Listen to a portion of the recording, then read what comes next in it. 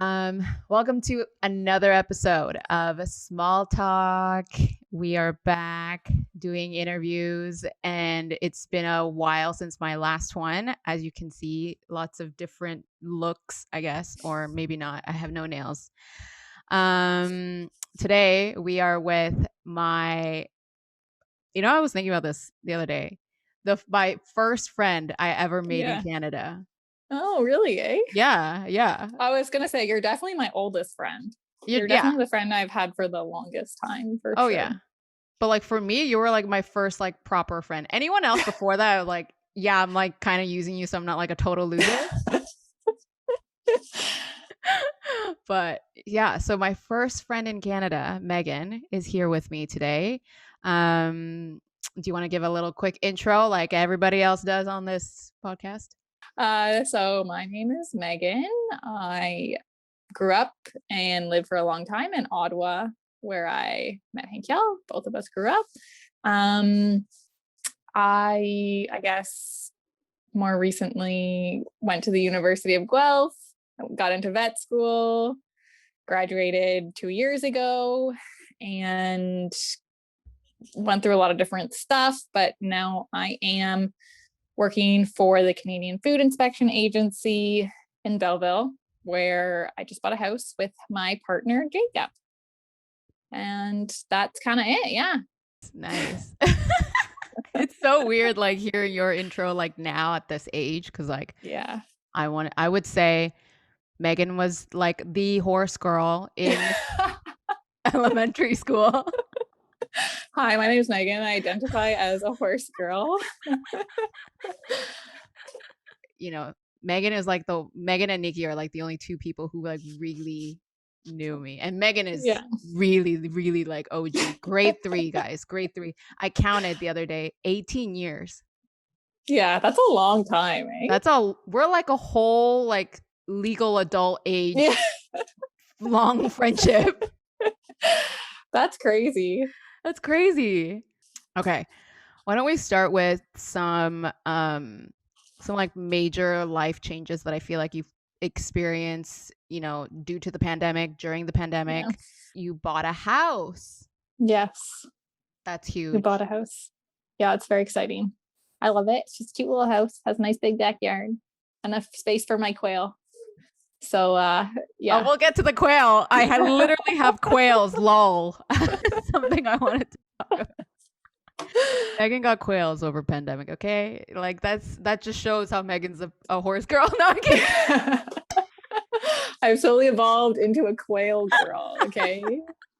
Please stop using the horse girl terminology. I know it has such negative connotations. When I first found out, I was like, why? Yeah, it shouldn't. Yeah, that's Yeah. a whole That's a topic we could whole, yeah. discuss. Yeah. You're the only person in my life, I think, who's, well, not, like friend group who has bought a house. And I know like there's a lot of people that want to buy a house and know that that's like a good investment. But everyone's renting for the most case. So how did you end up buying a house? Like, is it just like that whole, or like were there things that you had to like sacrifice in order to make such a big purchase, or is it just because like y'all are,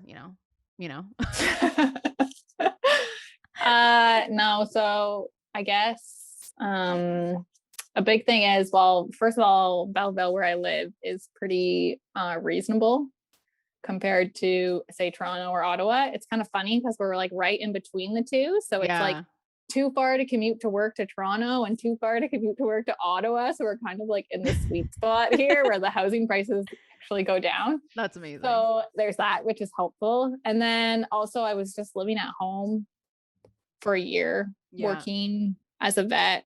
So I was making pretty good money and I was just essentially saving it all. So, I mean, Jacob and I both have like good, steady, decent jobs. So it's really just about getting a down payment, honestly. Yeah. Down payment is a huge amount of money to put down all at once. And then like actually as far as affording a mortgage, it's really not that bad if you're like paying rent. Like honestly, our mortgage is essentially the same that we would have been paying for rent, except that we actually get to like keep it. keep that money, like that's an Yeah. investment instead Yeah. of. So Yeah. yeah, it's really the down payment is a big thing to save. But You quit your job. yeah. So I wanted to ask you, and I know we already talked about this, but not everybody knows. So like it was a time when people were like losing their jobs and you decided to quit your job. So why did you make that Yeah. decision?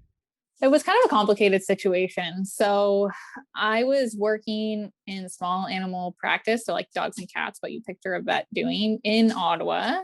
And Jacob was living in Mitchell, which was like a 6-hour drive away.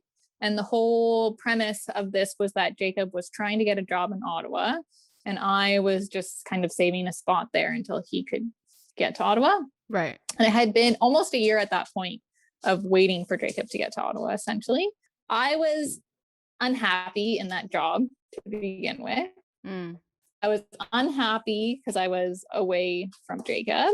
And then the pandemic hit, and at the beginning, everything was really scary because like we didn't know how it spread, what was happening. And I kind of felt like where I was working wasn't really taking it as seriously as I wanted them to. Like people were still coming into the building and all of this. And I lived with my parents, and I was making money based on commission as well. So I only made as much money as the number of people I saw. Right. So I was going out to work, essentially endangering my parents by bringing it back in.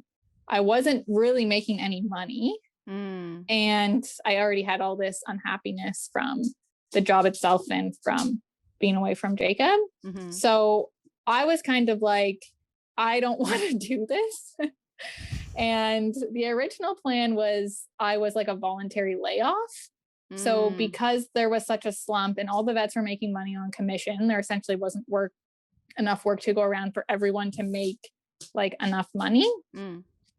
So I was like, I will essentially volunteer to be laid off because I was living with my parents. Like I was saving all my money. I didn't really have any bills. Right. So I left Ottawa and I went to Mitchell to hang out with Jacob because I was unemployed for 2 weeks as far as I was concerned.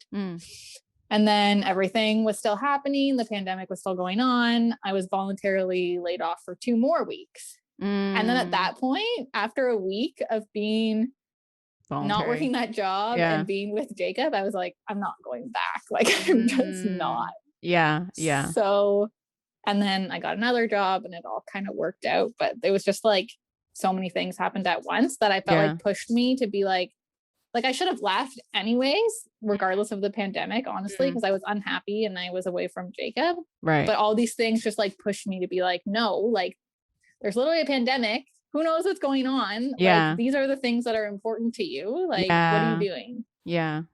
Yeah. So you've been working for the government now, right? Yeah. What's your title again? So I'm a Canadian Food Inspection Agency veterinarian, essentially, is my title. Okay. What is veterinary inspector, I guess? What do you do as that? Yeah. So the main thing I say I would do is import and export of any animals or animal products. So even just like I'm going to Europe with my dog, like I essentially know all those regulations and I have to make sure that people are meeting them, and I sign papers, importing, exporting horses, cattle, all that fun stuff, meat products as well, because we have all these trade agreements with different countries, and the whole thing is based on like disease prevention, which is funny because like there's all this stuff about disease prevention in animals, like we're like a little bit crazy about it. And like here's this pandemic with humans that it's just kind of running rampant. So it's called regulatory medicine, essentially. So it's like a broad overview of health versus like treating an individual animal for disease. It's all about like the disease prevention as a whole. Right. How has that been like? Because that's such a big change, it sounds like, from what you were doing as, your practice before working in a vet clinic, which is what people normally imagine when you say I'm a vet. And then when you say I'm a vet but I work for the government, that sounds like you're now in you're a scientist in a lab, in a lab coat and like testing things in like beakers and shit. Yeah. It's It was definitely a change. I was always interested in joining the government. I was practicing small animal medicine for a year. It was very stressful for a lot of reasons, which, yeah, we can talk about. So the government, I like because I like regulatory medicine. And also I like that I get to leave my job on time and like Yeah. don't have to work every evening and every weekend. Yeah. And I can sleep at night knowing that like I haven't sent an animal home to die because its owner refused to pay for treatment, Oh like my God. it's just like I just sleep better working for the Yeah. government and I have a lot more spare time. Yeah.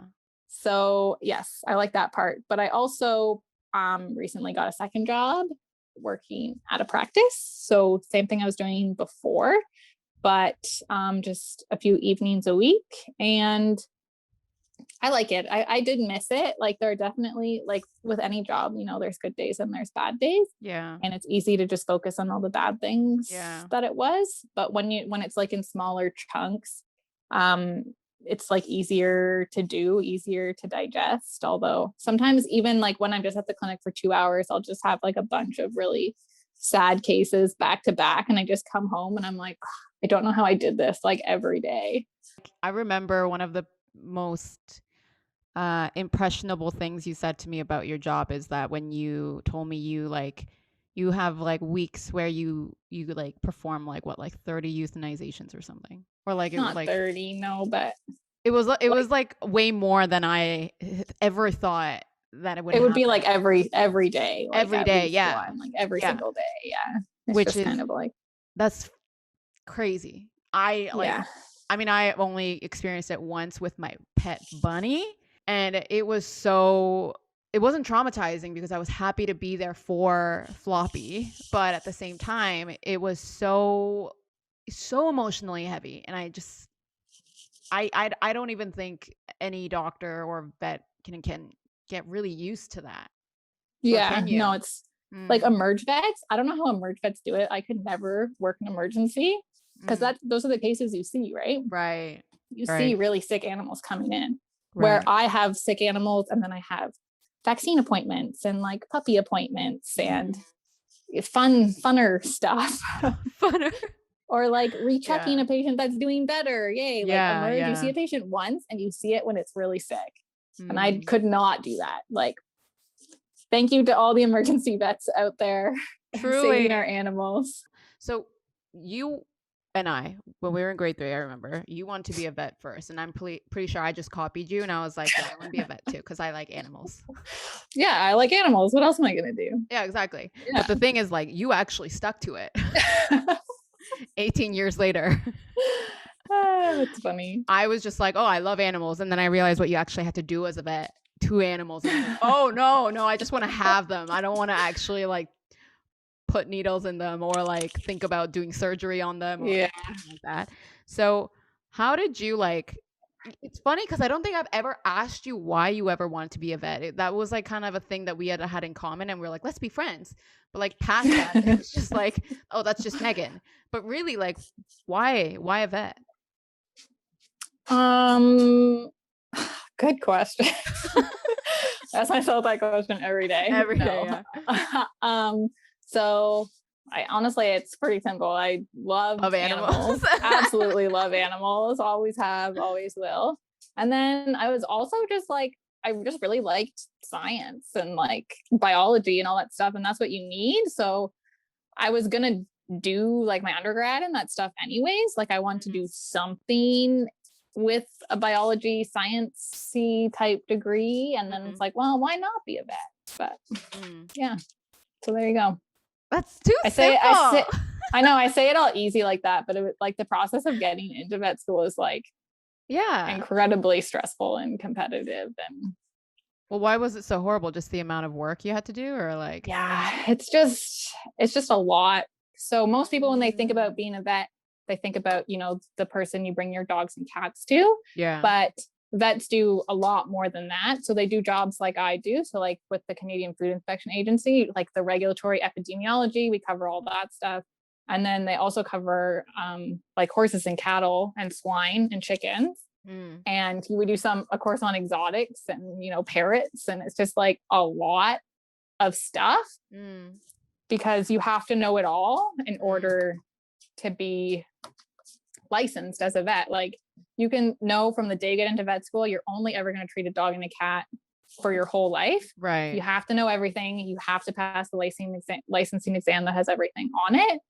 And I don't know, OVC is considered a really good school. And I don't know if that's part of it, but the program is just like absolutely grueling. That's crazy. Yeah. I always just like imagine, I can't fathom, like for doctors and for vets, really anyone in medicine. It's like the fact that you have to like memorize everything because you can get something like somebody comes in with some sort of case. You can't go like, oh, hold on 1 second and go to the back and like open up your textbook and like reference it. You're like, you're there, you're in action. You have to fucking deal with it, especially if it's something like an emergency or something, like that like blows my mind. Do you like have to go home and do like a bit of homework every now and then, or is it just like in your head now?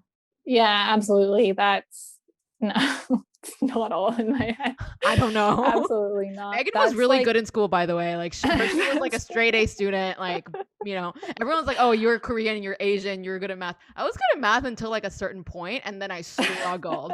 This girl was like, Oh, you're so nice. Thank you. What were we talking about? Sorry, you're just complimenting me so much. I don't know what to say. Do you have to go home and like reference your textbooks and stuff? Yes. Yes. Yeah. You can't know everything. Nobody knows everything. The part I really liked about my job was that I worked at a clinic with 8 other veterinarians at it. So there was always somebody to ask. There is always someone who says, oh yes, I've seen a case like this before. Like it's really important to me, at least. Some vets I don't think care as much, but to have people to bounce ideas off of, because and like you can know the textbook as well as you want, it's not going to look like the textbook, right? Yeah. And it's like, oh, this dog has Addison's. It's like, well, he's not doing this and he's not doing this. It's like, it doesn't matter. Look at the blood results. Like, what are we going to do? Right. Yeah. Wow. It's a lot. Yeah. Wow. Oh my God. My respect just went up even more than it was already. Wow.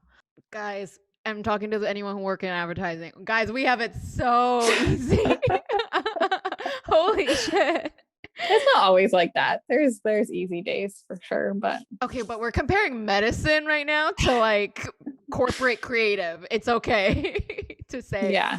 No. It's the stakes are just higher is essentially the difference. Like you can have like a stressful job, absolutely, but like when you have the weight of someone's like family member on your shoulders, it's like, don't worry, I'm gonna research this and figure out what's going on, Like this is an unpopular opinion, I'm sure, but like owning a pet is a luxury. Like that's something you do, in my opinion, because I'm a vet who has to treat people.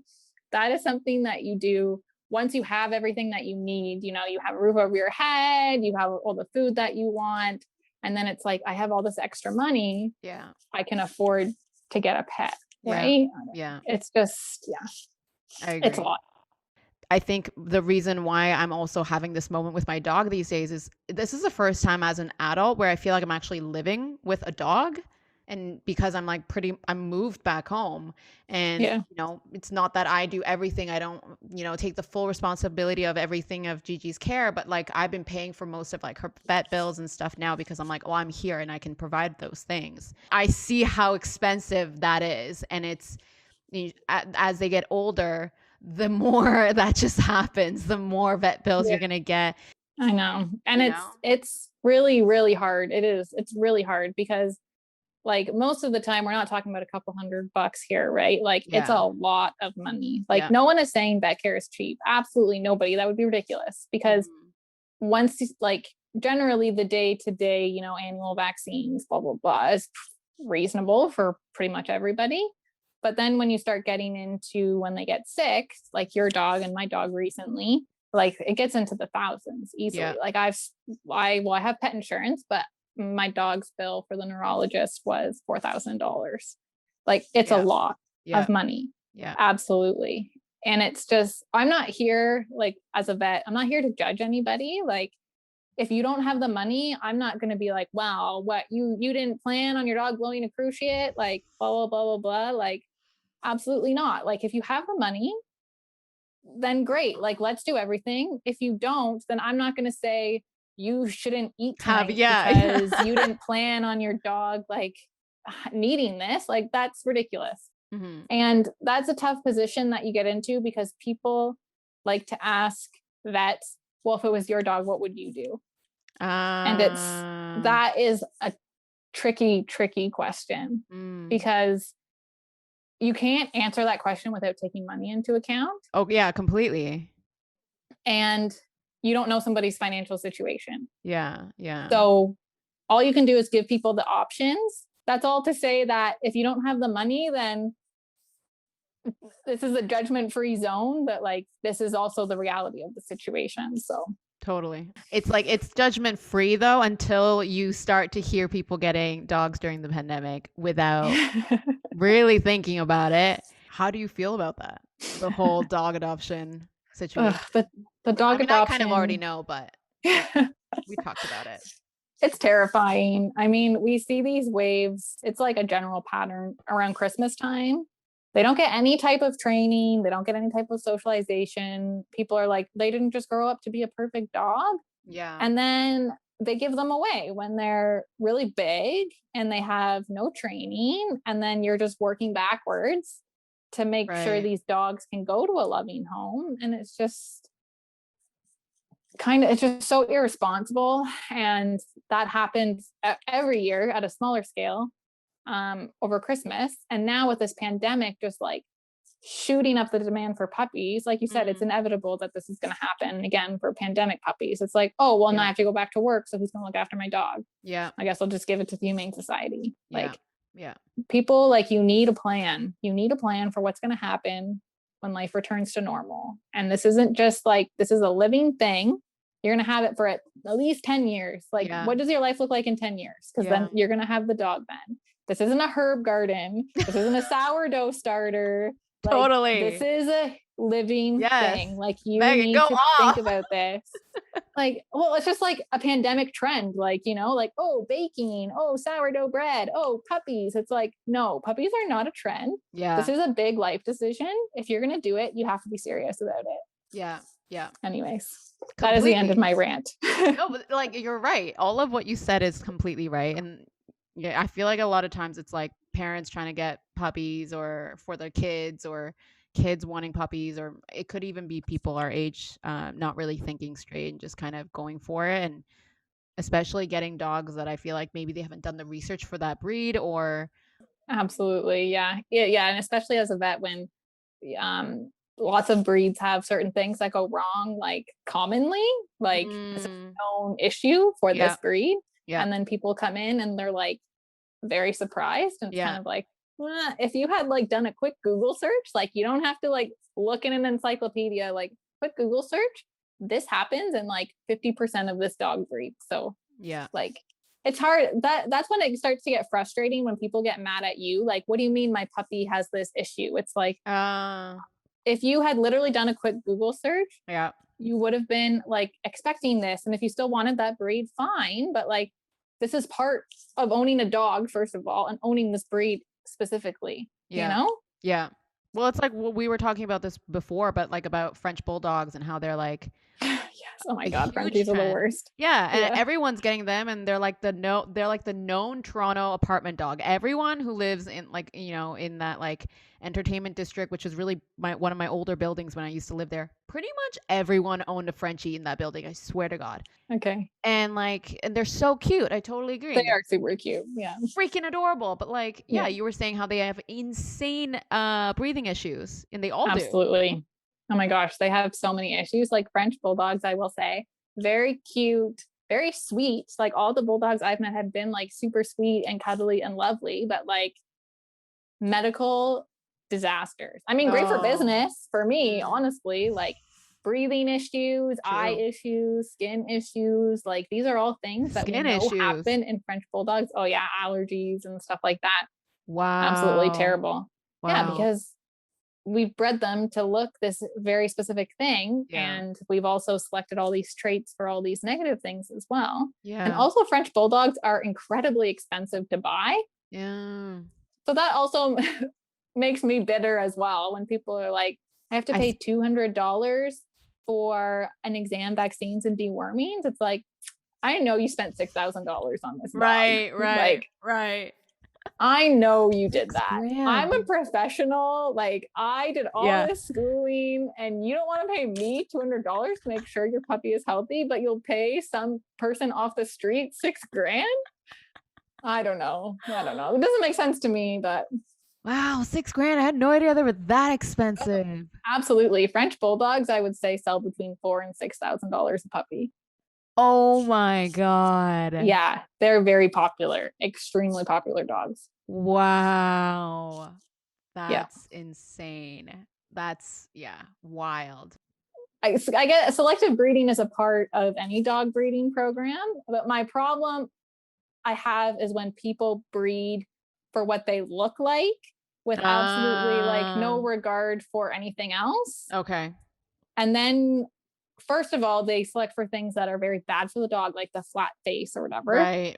That makes it really hard for them to breathe. Right. And then it's like, well, this dog's kind of aggressive. And it's like, oh, well, he's pretty. And it's like, right. And they're just bred to meet breed standards and all this stuff that to me doesn't really matter. If you have a dog, either it's most of the time it's your companion in your house and you just want it to be a nice, sweet dog. And sometimes you use it for actual like sporting or hunting or whatever you do, and you want them to be good at that. But like how flat the dog's face is, like, does that matter? Yeah. I don't really see who cares about that, except for if you want them to be registered. But like, I don't really see the point of that either.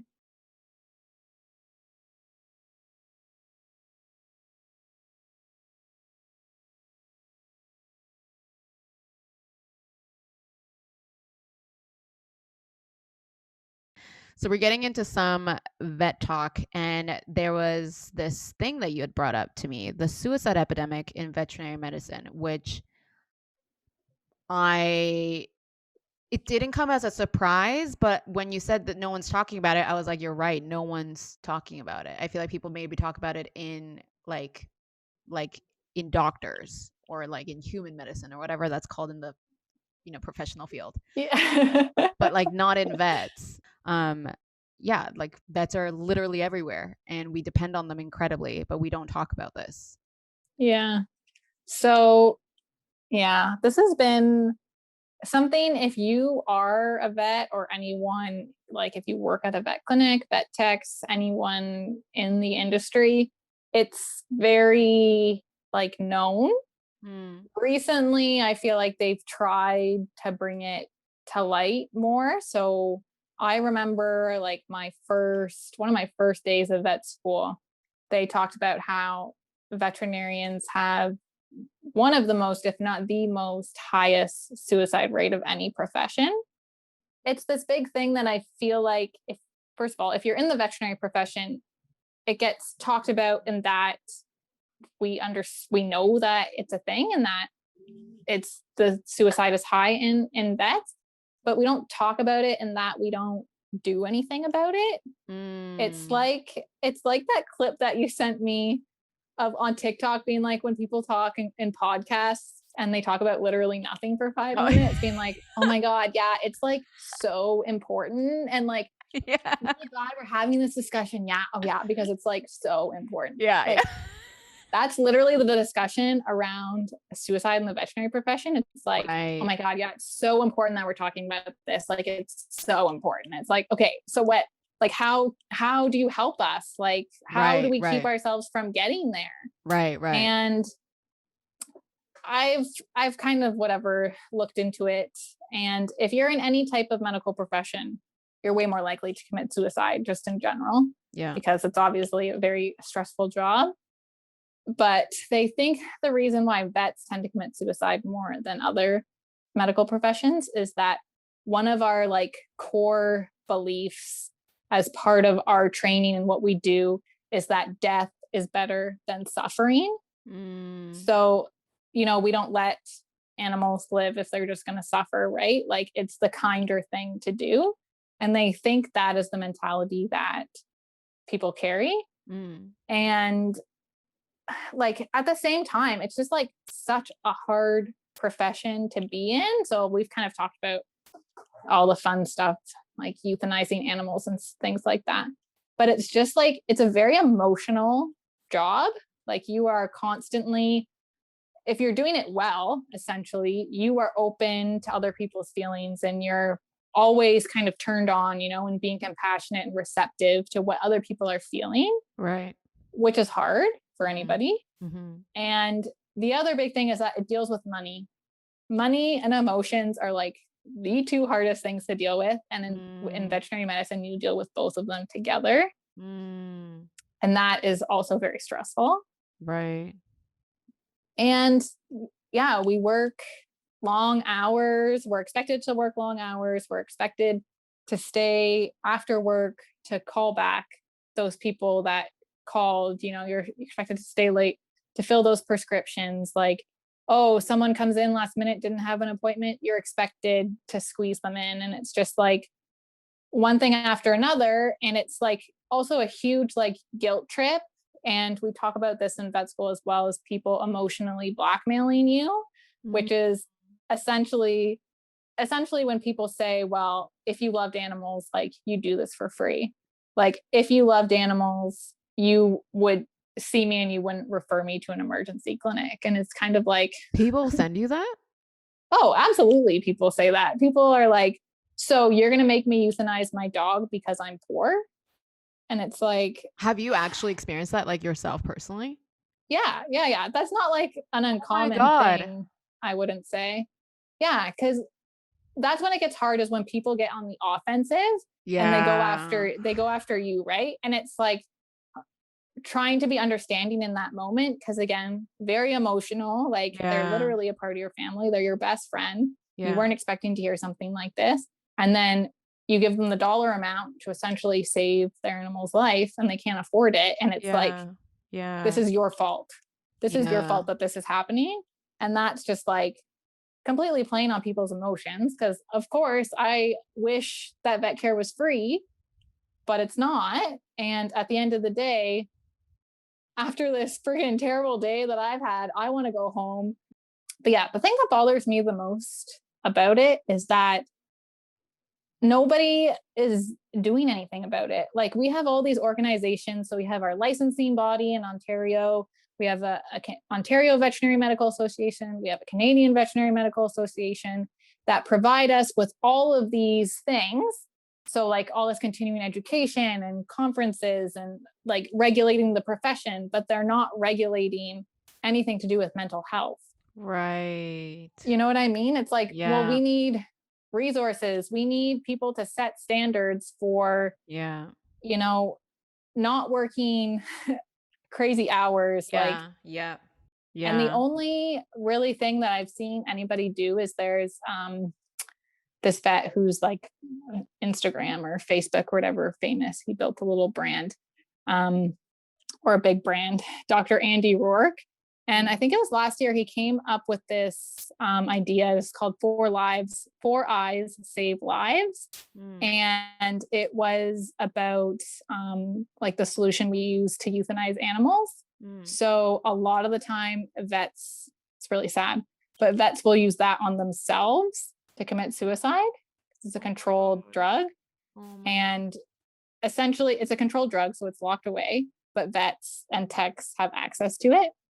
And his whole thing was you should have 2 people sign off on how much of the fluid that you're taking out, so that you can't just like slip it into your pocket and take it home with you, essentially.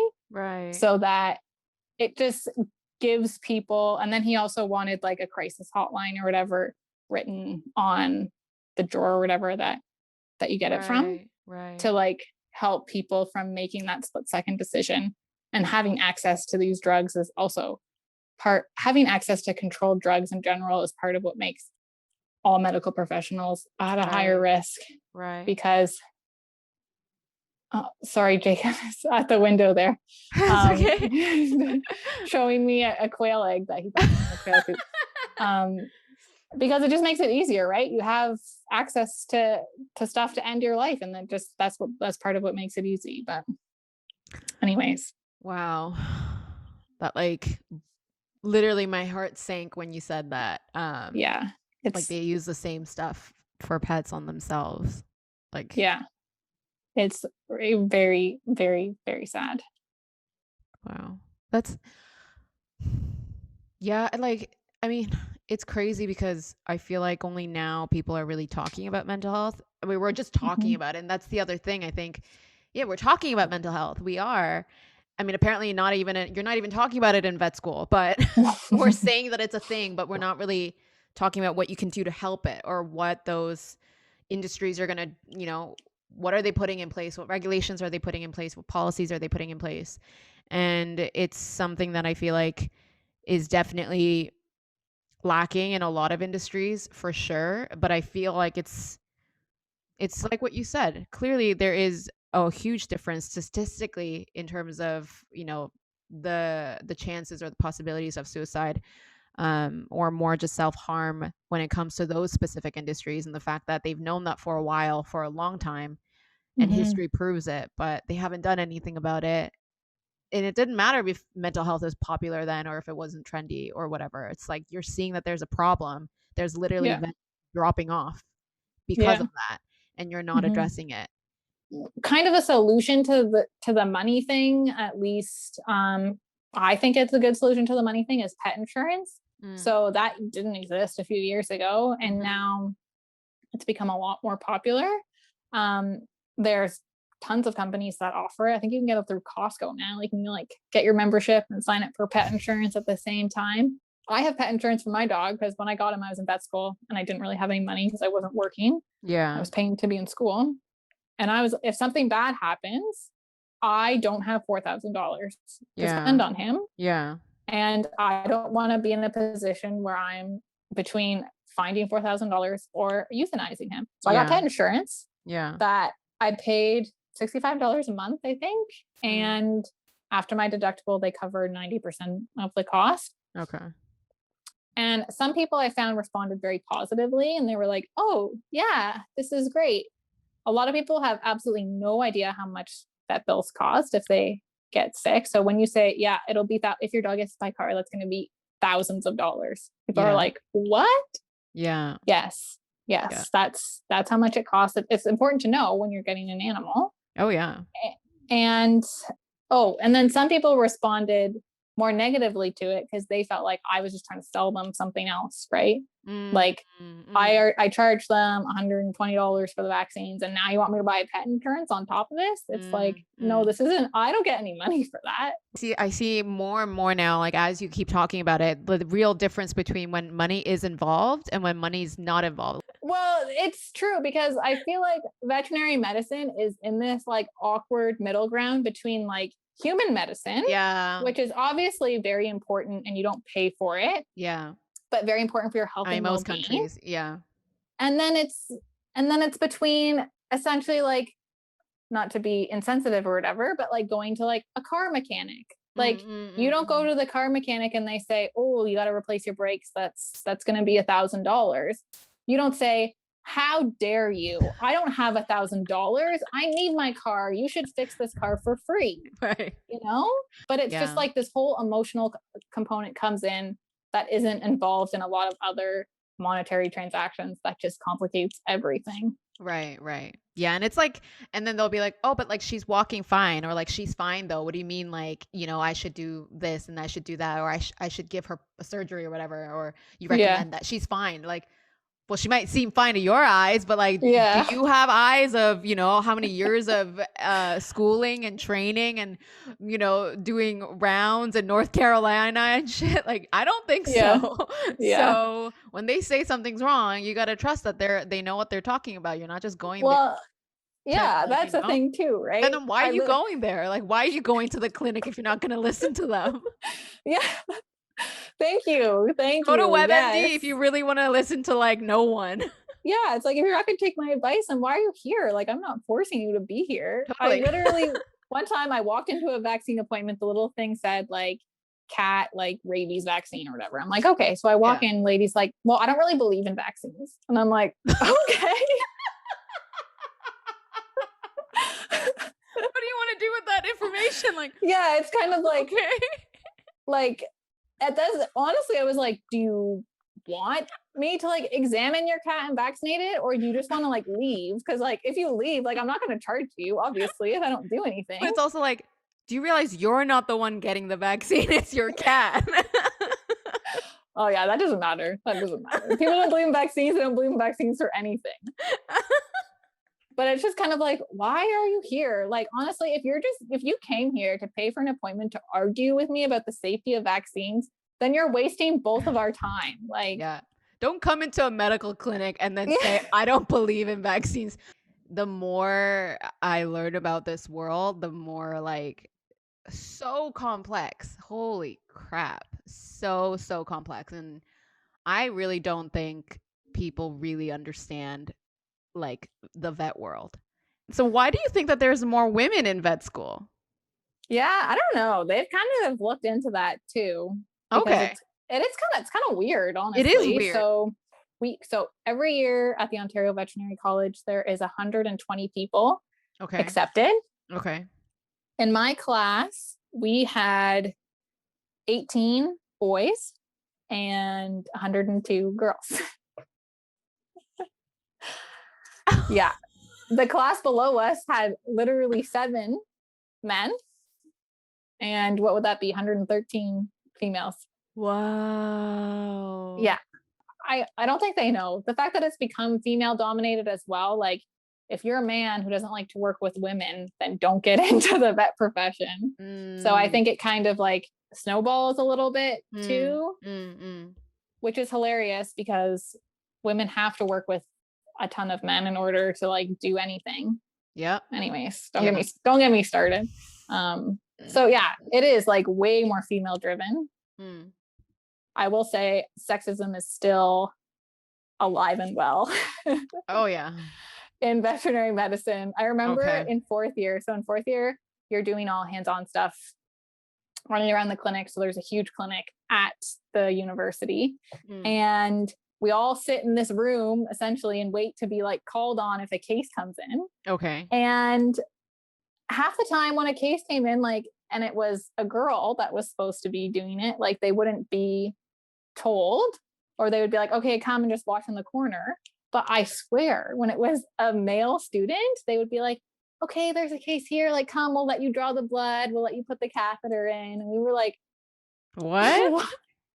I don't know. I swear they were like, the clinic, I'm gonna get in trouble for saying this. It was just more, I don't know. I just felt like the boys were like more Like respected? yeah, and like just accepted and like allowed to do more. And it was kind of like, what? I know I'm Which is smarter than these guys. well, and like I'm sure that school was probably more women than men.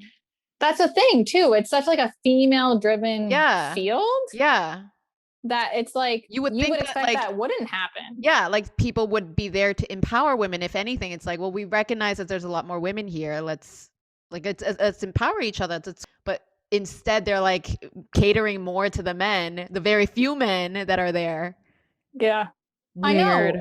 I know it is very weird. And a lot of times in feminism, it is women who kind of perpetrate these things as well. Like, Right.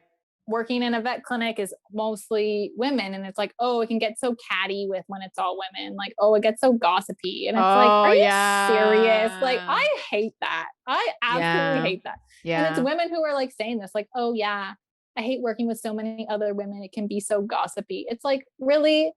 Yeah. Come on, are we still saying this? Like, it's Yeah. 2021, come on. Yeah. Yeah. No, I'm completely guilty of having said those things like maybe not in terms of like a work scenario, but like in terms of like friends. Oh, like I have a lot of female friends who also say that. Like I feel like I should have Yes. male friends because I feel like I surround myself with too much like gossip or too much of that kind of energy.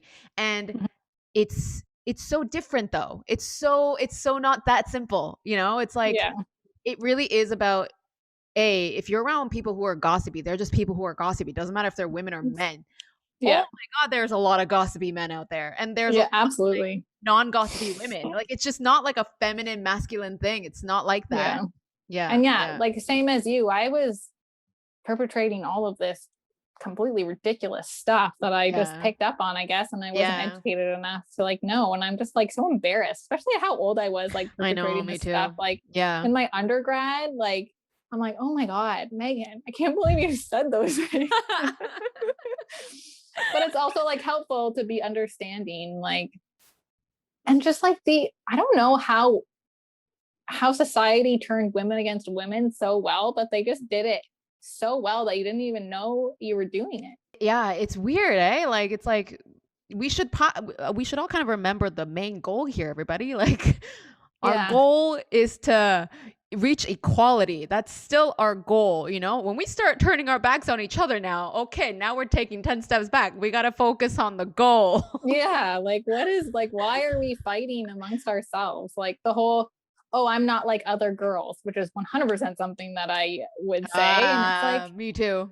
Yeah. like, Yeah. what's wrong with other girls? Yeah. I like other girls. They're my friends. They're complex humans just like me. They're like, you know, like how did I go about saying that stuff thinking it was okay? Like that's so obviously not okay. Totally. Especially when I was dating, I think I may not have said it, but I completely internalized that kind of narrative in my mind. Like when I be like meeting other people, I'm like, oh yeah, I'm not like those other girls. So I'm like different and I'm unique and I'm like more whatever and I have a different charm. And I feel like the older you get, you kind of start to realize like, wait, I'm like literally just a person. I'm not that special. I'm not a snowflake. I'm, you know, and you start to realize that like with these people who have been around me who I thought I didn't want to be like, they are the ones that really empathize with me when I'm in certain situation or when I'm going through something. They're the ones that have been there for me. So it's like why I feel so bad and horrible for thinking those things about them, you know, villainizing them or putting them in this box and thinking they're all the same, you know? Yeah. That kind of reminds me of the Taylor Swift stuff. I don't know why. But like I feel like there's also like, you know, people judge people who like Taylor Swift. Absolutely. Absolutely. I feel like in my life of being like, I'm not like other girls, that was part of me turning against Taylor Swift, being like, because I used to love Taylor Swift, right? I loved her. We love the OG Taylor Swift, you know? The OG. Yeah, absolutely. And then the media kind of portrayed her as whatever, and she got more popular. And I don't know, maybe she started looking different, she started sounding different. And I was like, I'm not like other girls, I'm not like that. And it's like, that was like so not necessary. And now I'm older and it's like, I like Taylor Swift. Like, say what you want. I like Taylor Swift. I apologize to Taylor Swift for turning against you. I'm sorry. I found the light. And just because she is a beautiful blonde woman who has all this success, it's like her music isn't taken seriously. I saw a TikTok actually, and it's like, imagine if we talked about Taylor Swift like boys talk about like the Rolling Stones or like David Bowie or something, being like, oh yeah, like you might not understand like the lyrical substance because it's like very complex. Oh wait, listen to what she does on this bridge here. Oh yeah. And it's just like so condescending. But it's like, I hate that. If Taylor Swift was a man, she would be the man. And thank you for coming to my TED Talk. That's it. We can end it there. Here's something though, where as you were saying that, I was like, wait. I mean, and because we're guilty of it too. She's also guilty of it, of perpetuating women, putting women against women. Because you know why? You know what scene exactly popped into my mind? The scene in her You Belong With Me music video. Well, pretty much a lot of her older videos where, again, she was also had that stance like us. She wasn't like other girls. She wasn't like other girls. Which is why I liked her then. Yeah, exactly. Short skirts, tight shirts, or whatever the lyric is. You know, we were like, yeah, we vibed with her. We felt like we saw ourselves in her because yeah, she wasn't like the other girls.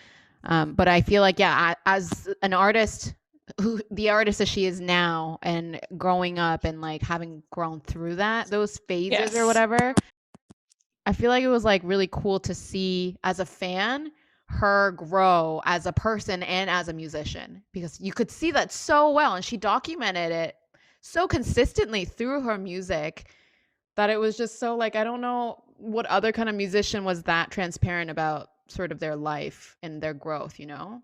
I saw a tweet the other day, and it's like being in your late 20s is the same is like liking the things you liked when you were 13, except not being ashamed of it anymore. And I'm like, oh my God, so That's true. so true. That's so true. Oh my god. And yeah, that also reminds me of like, you know, when people like wear band tees and it's like, you know, I like this band tee because I like the graphic on it. Maybe this is a little bit different, but like, and then there's like people that shame people for like wearing a band tee and they're like, oh, you don't even know like, you know, so and so or whatever. Like I have a Yeah. Guns N' Roses t-shirt that I got in Portugal because I wanted like I don't know, I went into some store and I was like, oh, this is a cool graphic tee, and I got it. And Mhm. then everybody was like asking me like, "Oh, what's your favorite Guns N' Roses song?" And I was like, "I don't know, Sweet Child of Mine." Like, you know, like Yeah. the most like basic song out there. And like I don't know, I think there's this weird like maybe they're just avid fans and they're just looking for that, but at the same time like just let people enjoy what they like. Yeah. We Well, should I just feel like that's another like example of also it's kind of sexist when you think about it, It because like is. I didn't want to say guys it, but it is. Yeah. well, guys go up to girls and be like, "Oh, do you even know Pink Floyd? Like, Mhm. you're wearing that Mhm. shirt, you don't even know Pink Floyd?" If another guy was wearing that, they'd be like, "Sick shirt, bro." Like, Yeah. Yeah, yeah, yeah. first of all, and second of all, it's just them being like conceited and condescending again, being like, "Oh, would you even understand like Yep. Pink Floyd?" Like, Yeah. Like the frick, like complexities of music and shit, like you don't get it. You just like it because they're cool. yeah, you probably just know their hits. You don't actually Yeah. like them. It's like Yeah. liking their hits is liking them, but that's Yeah. Yeah, fine. yeah, yeah. We're coming up to last thoughts. So here's a question I had for you. Apart from COVID-19 itself, what's your biggest concern about the pandemic or coming out of the pandemic? A couple of concerns. One, I'm concerned for all the puppies, which we already talked about, but an Yeah. actual serious concern. Yeah. But I don't know. I'm a little bit concerned about kind of everything that's been happening already, like the mistrust of science and like all the misinformation out there, and how potentially it's going to be looked back on. So, I mean, everybody's doing the best that they can, is what's happening right now. And we don't have all the information. And potentially, when we're on the other side of this and we're looking back on how it was handled as far as, you know, public health measures and vaccines and stuff, I'm worried. I'm really worried that it's going to be, again, looked back on as like, oh, well, we shouldn't have done that. We shouldn't have done this. And oh, those vaccines weren't as safe as they said it would. And it's just going to breed all of this more misinformation and kind of give fuel to the fire for like the anti-vaxxers and everything, because we didn't handle it perfectly. Everybody knows that. But Mhm. I'm just worried, like in hindsight, they're going to use that as like a weapon to Right. breed even more mistrust of science, which I think is like a huge threat to everything, Yeah. honestly. This Yeah. all this misinformation is just like insane. Yeah. Yeah. So yeah, just something light like that, you know? Yeah, something that wouldn't affect the entire world. Yeah. Not a big deal, just a little bit of a deal, but Yeah. Okay, so now that we've talked about your biggest concern, what's the biggest hope you have? I know that might be a bit um hard, but my biggest hope is this finally ends and I get to see people and get married. Uh, yeah. Facts. yeah, I don't know. I guess my biggest hope is that the world proves me wrong and everything becomes better because of this and not worse. And no puppies are surrendered to shelters. And this reaffirms that, you know, we need science to help us through these things. And everything. Maybe, honestly, I just think we need more science in everything and less politics as a general rule. Couldn't have So said it maybe better. this pandemic could do that, would be my greatest hope, although so far it's not looking like that. You know, you can't imagine a scientist being a politician, but like you kind of would need them. You'd rather, in a Yeah, way, well, it's at this you know, point there's too much science has been politicalized. Is that a word? politicized. Politicized. There you go. There you go. It's just not right. It's not. It's not a political issue. This is a freaking virus, people. Yes, it's like, well, I believe this. It's like, It's that's not. great. That's great for you, but like all the research shows that you're wrong. So no offense, but your opinion doesn't really matter. All of the politics around this entire situation, this entire 2 years almost, is really the woman coming into your office and saying, "I don't believe in vaccines yet. I'm here to get my cat vaccinated." So true. Books a vaccine appointment. I don't believe in vaccines. I feel like that's just gonna happen. I hate the pandemic. I want it to be over. Okay, then you need to get vaccinated. Yeah, like, oh, I'll do anything, but not that. Yeah. Oh my God. Well, Oh boy. I want to say thank you so much for being on this episode and coming here and sparing 2 long hours talking to me and sharing your story and your experiences. And um, do you have anything you want to say, last words, or any thoughts you want to get off your chest? Anything you didn't get to touch on? I don't think so. I just want to say thanks for having me on your podcast. Of course. Yeah. Well, I'm gonna press pause.